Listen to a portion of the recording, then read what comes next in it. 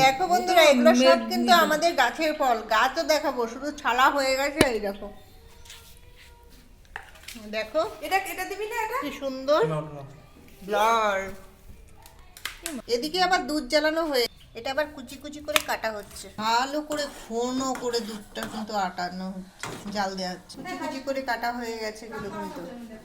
এদিকে তাকিয়ে তাকিয়ে দেখছি আমরা কি করছি, আর মিনিও দেখছে বসে। কুচি কুচি করে কেটে কেটে দেখো এই দুধের মধ্যে এটা অন্য রকম করে করা হচ্ছে কিন্তু। দেখতে পাচ্ছ বন্ধুরা, এটা ঠিক অন্য রকম করে করা হচ্ছে। কি সুন্দর লাগছে।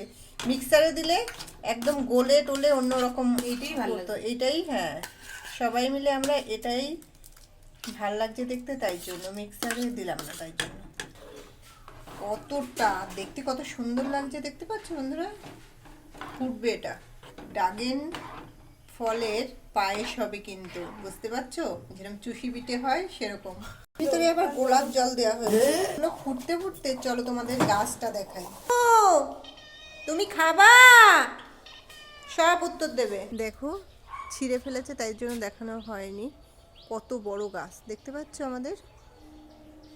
এই গাছ থেকেই কিন্তু ড্রাগন ফল 5খানা ছেঁড়া হয়েছে। দেখেইছো, ওই থালা ভরা রয়েছিল।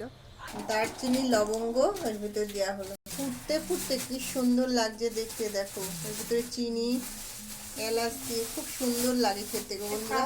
তোমরা বাড়িতে ট্রাই করো। এটা কিন্তু আমার রেডি হয়ে গেছে। এটা 10 মিনিট ধরে ঠান্ডা হতে হবে, তাহলে দেখতে আরো সুন্দর লাগবে। বন্ধুরা লাইক কমেন্ট শেয়ার করো কিন্তু অবশ্য করে, এত সুন্দর একটা জিনিস দেখানোর জন্য। আস্তে আস্তে ঠান্ডা হচ্ছে, দেখো কত সুন্দর লাগছে।